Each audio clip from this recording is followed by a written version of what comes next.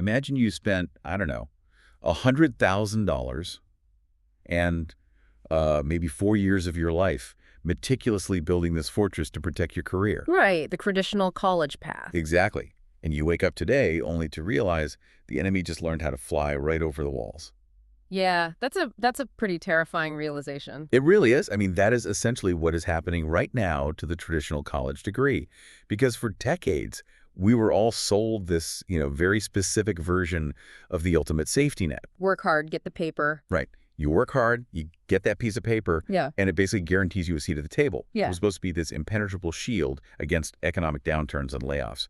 But suddenly the data is showing us that this safety net is just completely tearing at the seams. It is a profound and frankly arguably terrifying shift for a lot of people because we are not just watching a temporary dip in hiring. We are looking at a fundamental reordering of how value is assigned to human knowledge, and specifically how education actually translates into leverage in the labor market.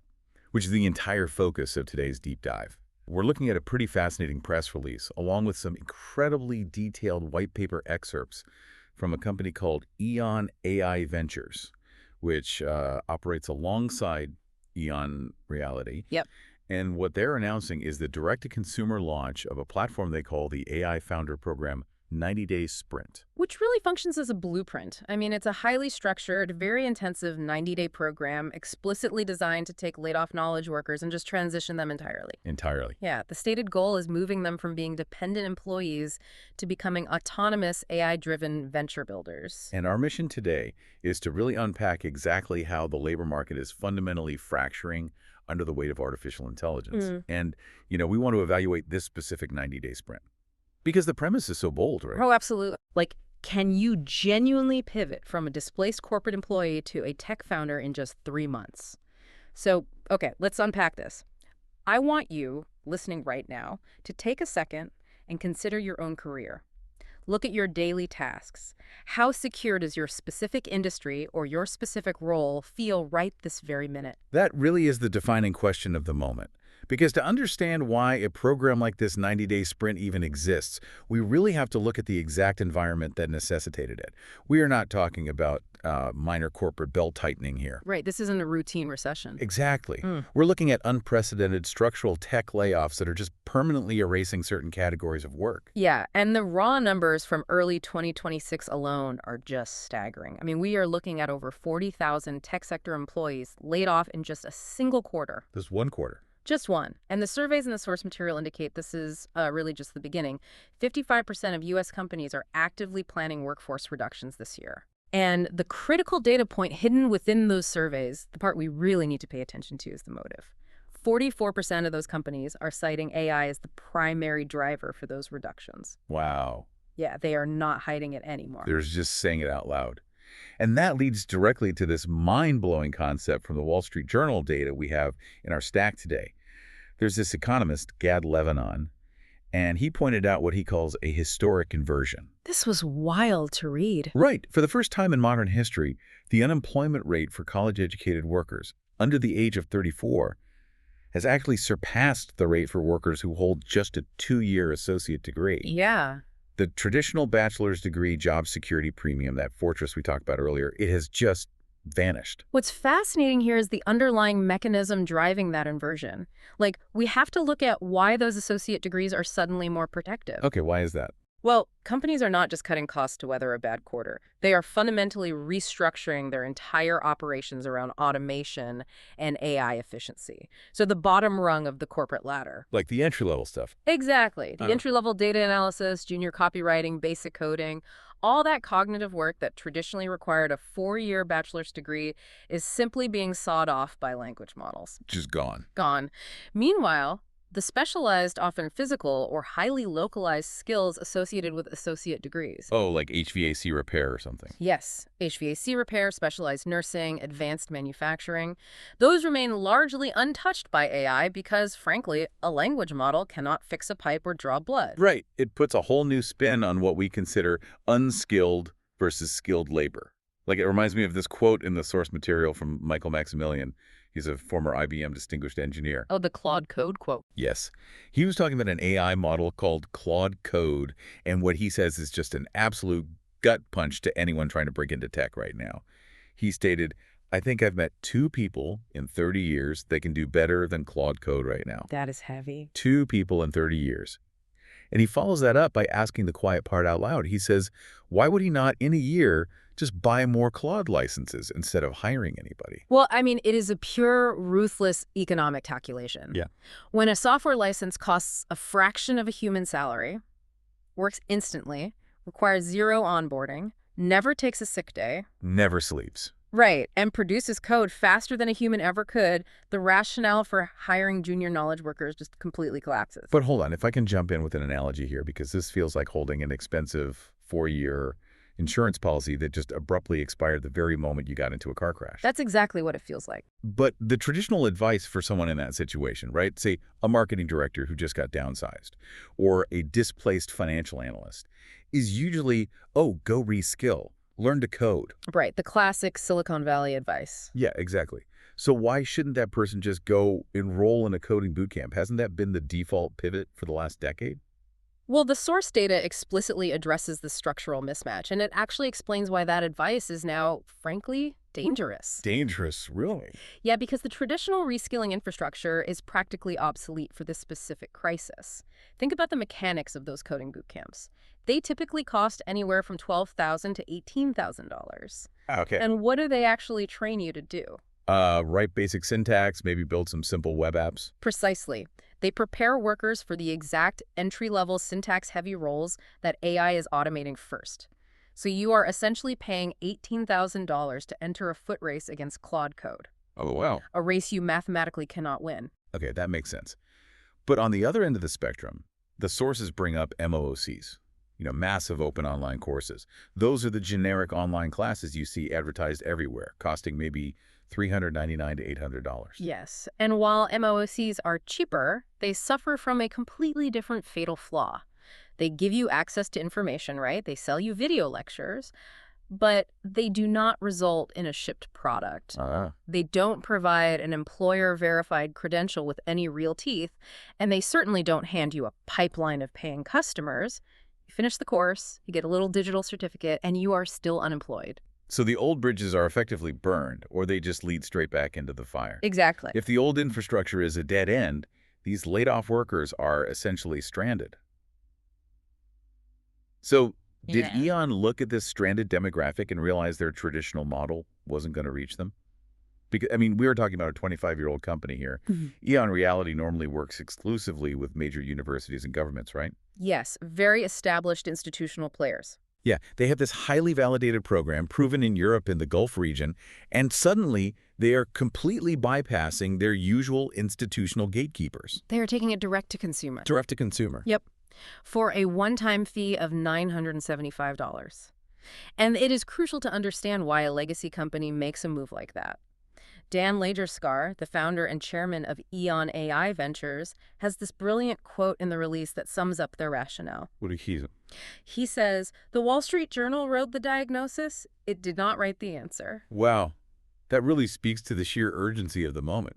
EON basically realized there is no defensible reason to keep this gated behind institutional partnerships. Exactly. Because if you are an operations lead who just got let go in Singapore, or an analyst made redundant in Frankfurt, or that marketing director in Ohio we mentioned, you do not have the time or the budget or the geographic proximity to enroll in one of EON's specific partner universities in Vienna or the Middle East. No, you need the solution in your living room today. And the sources clarify that this direct-to-consumer move doesn't cannibalize their existing university business because, well, it serves a completely different demographic. That makes sense. That laid-off professional in Ohio was never going to enroll as a full-time student at a European university anyway, so the institutional model still thrives. Universities retain their 80-20 platform fee for their enrolled students and a 50-50 split for international students sourced through EON's systems. But the 90-day sprint is built specifically for the immediate casualty of the AI transition. Okay, here's where it gets really interesting. And I have to just challenge the premise of this entire operation. Go for it. Is this just another highly polished get-rich-quick scheme?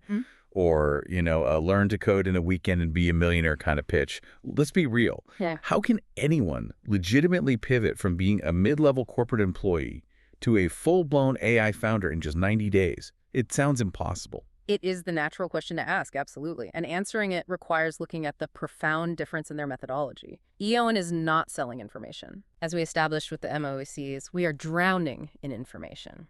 Information is virtually free at this point. Their entire focus is shifting individuals from job dependency, Meaning? waiting around for an employer to buy your time, Right. shifting them from that to venture creation and economic agency. The core metric of the program isn't watching videos. It is shipping a real functioning product. So if I'm that laid-off marketing director in Ohio, and I pay my $975, what actually happens on day one? How does the engine of this 90-day sprint actually work to answer that skepticism? Right, so the documents break the mechanism down into 4 distinct phases or pillars. Phase 1 is AI Fluency. And we aren't talking about a couple of weekend seminars on how to write a prompt. No. No, this is 100 intensive courses across 5 progressive levels, scaling from basic AI foundations all the way up to advanced AI entrepreneurship. 100 courses, Yeah. okay? And the key here is how they measure it, right? It's continuously assessed by what they call the EON AI Fluency Index, or EAFI. Yes, which is a crucial distinction from traditional online learning. EAFI produces a tamper-resistant, employer-verifiable credential. It is mathematically measuring your competency and your ability to apply the concepts. So you can't just game it. Exactly. It is not just recording that you clicked play on a video and let it run in the background while you made a sandwich. It forces actual comprehension. And for those who still value traditional markers, they even offer the option to add a formal university certificate from one of their accredited partners. But knowing the technology doesn't magically make you money. Not at all. So the second pillar is where the get-rich-quick skepticism really gets tested, the venture builder. The documents state explicitly that participants do not submit a thesis. Nope.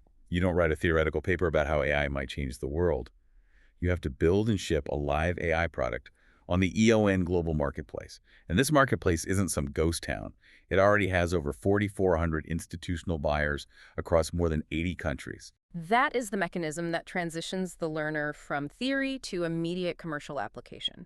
You graduate with a working URL, a live product, not just a certificate of attendance to hang on your wall. Right. But building a product is only half the battle. The historical failure point for almost all new founders is customer acquisition. Getting people to actually buy it. Exactly. You can build a phenomenal tool, but if no one knows it exists, you fail. This is where their third pillar fundamentally changes the equation, and honestly, this is the part that kind of blew my mind. Radar V3. Oh yeah, this is huge. The source describes it as a 250 agent-led intelligence system. But how does one person manage 250 AI agents? What are these agents actually doing all day? Well, think of it as a massive automated research and matching engine. These 250 agents work continuously in the background. Okay. They are scouring databases, analyzing market needs, and identifying prospective institutional buyers across your assigned markets that actually match the specific capabilities of the product you just built in the venture builder. That's wild. And the source notes, this is the exact same enterprise-grade system EON uses internally to generate international student leads for its university partners. It's like this toolkit hands a single unemployed person an entire corporate C-suite inside their laptop. I mean, you get an automated 250 agent sales and intelligence team with Radar V3 working around the clock. It's incredible leverage. And to manage all of that without becoming completely overwhelmed, you need strategic guidance. Sure. But human coaching is the bottleneck that prevents any educational program from scaling. You just can't hire enough good coaches. Exactly. That brings us to the fourth pillar, which is Brainy 2.0. This is EON's 247 AI mentor. It uses a photorealistic avatar and is trained comprehensively on the entire AI founder curriculum. They essentially replace the weekly human-coached cohorts of their traditional university version with an AI mentor that is available constantly. See, I have to push back hard on this one. Can an AI mentor, no matter how photorealistic or, well-trained, truly replace the value of human networking? I mean, think about the serendipity of being in a cohort with other people. A robot cannot introduce me to a venture capitalist over coffee. A robot can't give me that emotional reassurance when I'm stressing out about my product. Doesn't stripping the human element out fundamentally weaken the founder experience? If we connect this to the bigger picture, it is not about replacing the human element because AI is somehow inherently better at empathy. It is about eliminating the friction of time. Okay, what do you mean? Remember the urgency of the stranded demographic. If you get laid off on a Tuesday, you do not want to wait 3 months for the next human-led fall cohort to begin. Oh, that's true. You need to start Wednesday morning. That kind of scale and immediate access is only possible when the mentorship layer is automated. Furthermore, EON's background lends massive credibility to this specific execution. You mean the fact that they aren't some flash-in-the-pan startup? Exactly. EON has spent 25 years building extended reality, XR, and immersive learning solutions for high-stakes enterprise and government environments. Like what kind of environments? We are talking about aerospace, defense, advanced manufacturing. They are accustomed to building systems where precision is non-negotiable. In those environments, a generic AI tool that is, say, 80% accurate is totally useless. Right, you can't have an airplane engine part be 80% correct. 100% operational precision is required. And they are applying that same enterprise-grade rigor to Brainy 2.0. That does reframe things. It's not just a ChatGPT wrapper they threw together last week in somebody's garage. Not at all. But still, $1,000 is a serious, painful investment for someone who just lost their primary source of income and, might be staring down a mortgage payment. Let's talk about the money. How do they actually back up these massive claims? Because the documents contain a section called the accountability contract. It's a money-back guarantee, but how does it actually function? They back it up by tying the financial risk directly to the commercial outcome, and importantly, it is enforced by code, not by human review. It is a 4-condition guarantee. If you meet all 4 specific conditions and your product does not acquire any paying customers by day 90, you get a full automated refund of your $975. Okay, so what's the catch? Let's look at the fine print here. The conditions are essentially designed to enforce participation. Condition 1, you have to complete all 100 AI Fluency courses, and that completion is verified automatically by that EAFI mathematical assessment engine we discussed. So no skipping ahead. Right. Condition 2, you must attend at least 12 documented interactive mentoring sessions with the Brainy 2.0 AI mentor over the course of the 90 days. Okay, so you can't just ghost the platform and then ask for your money back. Exactly. And Condition 3 states you have to submit a complete Venture Builder product specification by day 45. That makes sense. I mean, you can't just wait until day 89 to start thinking about what you want to build. Precisely. And Condition 4 is the ultimate proof of work. You must submit a live functioning product URL on the EON marketplace by day 90. Let me bring in a quote from Dan Lajerska again, just clarifying how strict this mechanism is. He says, "The guarantee is a contract the platform enforces, not a judgment call we make.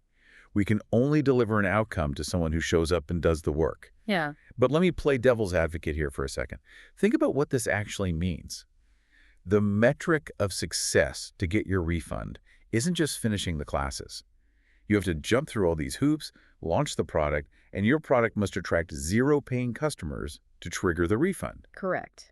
It's like a gym saying you get your membership fee back, but only if you swipe your card 90 times, follow their exact meal plan, complete every single workout with a trainer, and still don't lose a single pound. That analogy is incredibly accurate, actually, and it highlights precisely how this flips the traditional education model entirely on its head. How so? Think about the philosophy of higher education. When you pay tuition at a traditional university, what are you actually purchasing? Right. You are paying for access. You are buying access to the library, access to the lecture halls, access to the exams. The university takes your money regardless of whether you ever absorb the material, and certainly regardless of whether you ever secure a job after graduation. Yeah, that's very true. They bear 0 financial risk for your postgraduate outcome. They just hand you the piece of paper and say, good luck out there. Yes. But with this 90-day sprint, you are essentially paying for an outcome. You are paying for the mechanics of venture creation and economic agency. Wow.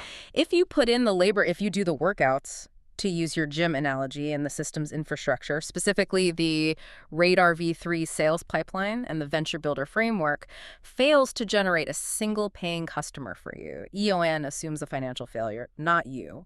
They are literally betting their revenue on the efficacy of their own software. That is a staggering level of confidence in their platform. So what does this all mean? If we zoom out and look at all these pieces together, the core narrative here is unmistakable. It really is. The traditional job security premium, the protective fortress of a 4-year degree, is currently broken. It is being actively dismantled by the sheer relentless efficiency of AI models like Claude Code. Yeah. But simultaneously, as the floor falls out from under the traditional corporate ladder, Programs like EON's 90-day sprint are emerging to offer a highly structured, outcome-driven lifeline. It isn't just a reskilling program. It's a bridge out of the collapsing job market and directly into automated venture creation.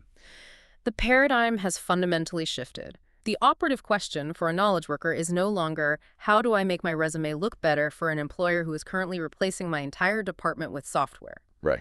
The question is now, how do I leverage that exact same software to build my own independent economic engine?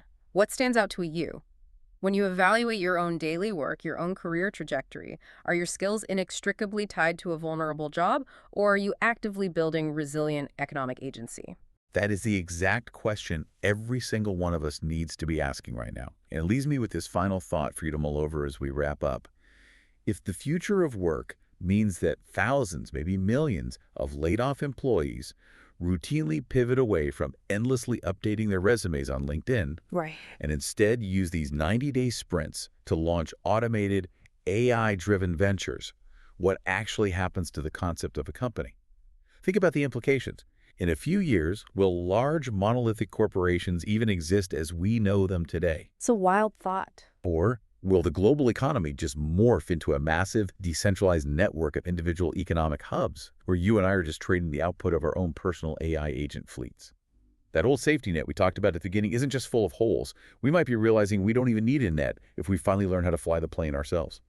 Thank you so much for joining us for this deep dive. Keep questioning, keep building, and we'll catch you next time.